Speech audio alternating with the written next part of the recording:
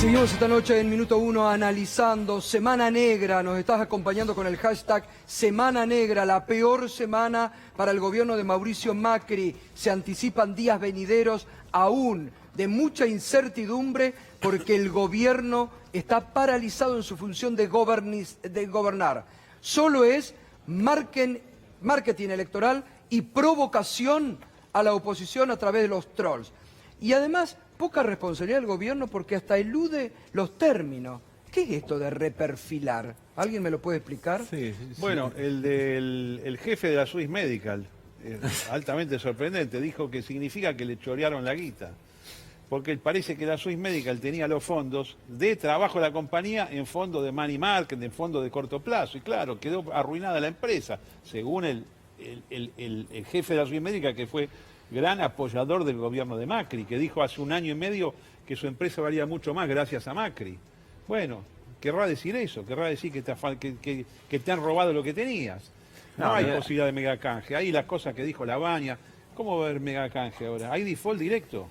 El megacanje se hace cuando las tasas internas te dan 14, 15, 16%, no 200%.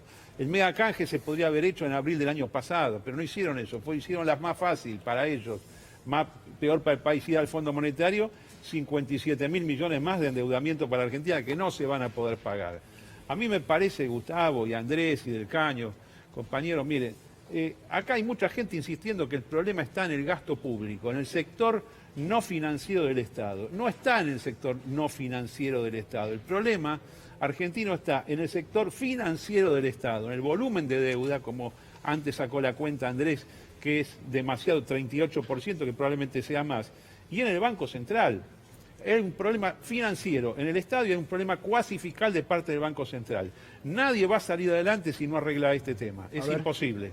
No, para aclarar para la gente que por ahí no entiende estos términos. ¿Qué es lo que dijo la CUNSA? Dice, la Argentina no tiene un problema de pago estructural, tiene un problema de liquidez transitoria, lo que ya es un disparate. Porque Argentina no tiene cómo pagar esta deuda ni el año que viene, ni en 15, ni en 20 años. O sea, no es un problema solo de cómo caen los vencimientos, sino que no tenemos cómo pagar semejante choclo de deuda. Entonces, para evitar dejar de pagar la deuda, algunos países en situaciones normales financieras cambian bonos que vencen a corto plazo por bonos que vencen a más largo plazo. Entonces generan un perfil de vencimientos más o menos suave a través de los años y con lo que van juntando de su comercio exterior van cumpliendo los compromisos de deuda. Claramente todo el mundo quisiera que la situación pudiera solucionarse en forma tan simple, sin conflicto con los acreedores, sin una ruptura con los mercados financieros, sin generar conflictividad sobre la economía argentina ni demandas internacionales. Ahora, ¿cuál es la realidad? Cuando vos llegás a una situación que estás casi al borde del default, las tasas a las que te prestan plata son tan altas que vos cada vez que querés patear un año, un vencimiento, por ejemplo, hoy la Argentina, para patear un año de vencimiento de su deuda, básicamente tiene que incrementar la deuda un 20%.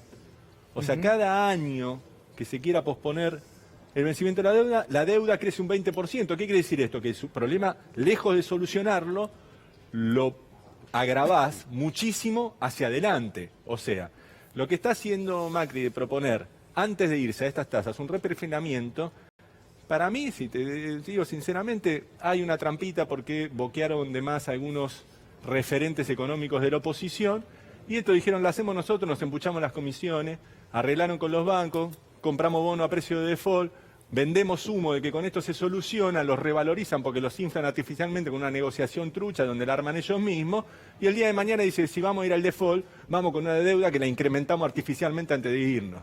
Entonces están preparando la despedida, lo mismo que hizo Cavallo con Mulford. Veían en los años 90 que iban camino al default y ¿qué dijeron?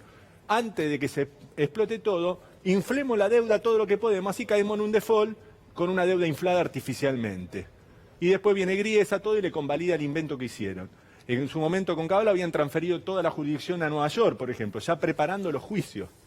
Porque estas propuestas vienen del propio sector financiero que armó el negocio de la deuda. Claro, que cuando ve que es inviable y va a caer en el default, dice, preparemos el campo lo más, así cuando caemos en default, demandamos a la Argentina no por lo que debemos Claro. ahora 100.000, la demandamos Total. por 300.000. Sí, eso lo... Es Eso es un lo que negocio ya para los vivimos. bancos y es una estafa para todos los argentinos. Exacto, y lo vivimos ya lo vivimos en la Argentina. Con Es los el fondos megacanje. buitres. No, Fondo Gato, buitre, el megacanje, las comisiones altísimas. a mí me parece, digo, siempre los grandes banqueros, los grandes empresarios, en momentos de bonanza, podríamos decir que privatizan las ganancias y en los momentos de crisis sociabilizan las pérdidas. Y eso significa un aumento importantísimo de la pobreza, de la desocupación. Lo hemos vivido en todas las crisis. Entonces, sería importante que las distintas fuerzas políticas digan justamente cuáles son las medidas para que esta crisis no la pague el pueblo trabajador. Porque esta situación es a la que nos llevó el gobierno de Bueno, Macri pero si y los se da el cómplices. debate en el Congreso, ahí va a estar bueno ahora. Nosotros venimos exigiendo que haya un debate, pero, a ver, sobre cómo resguardamos a la clase trabajadora, al pueblo, qué medidas tomamos y tenemos propuestas para eso, no cómo salvamos a los especuladores con esta medida que el gobierno quiere mandar al Congreso, y por eso es tan importante la movilización popular, que es el único camino que entienden y el único lenguaje que entienden Macri y su clase social, los grandes banqueros y los grandes empresarios. Topo, la última. Llegamos aquí porque en la Argentina no hubo una política de crecimiento. Si hubiese habido una política de crecimiento, la deuda sería una deuda manejable. Roberto Labaña es un hombre que hace muy pocos años protagonizó el proceso de desendeudamiento, uno de los procesos de desendeudamiento más importantes de la historia moderna en el mundo. Hoy la Argentina necesita un blindaje social, un potente blindaje social, porque mientras aguardamos y deseamos que al gobierno no le vaya peor, nosotros queremos que al gobierno y a los argentinos no nos vaya peor, también tenemos que ir prefigurando ya las decisiones para los próximos 7 meses. Blindaje social es emergencia alimentaria y emergencia sanitaria. A partir de mañana esto es lo que pide Roberto Labaña.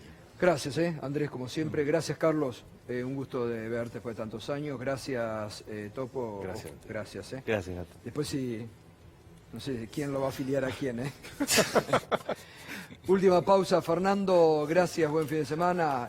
Vamos a ver si el fin de semana hay que estar siguiendo con atención, ¿no? Si hay novedades, obviamente durante todo el fin de semana aquí en C5N vamos a estar.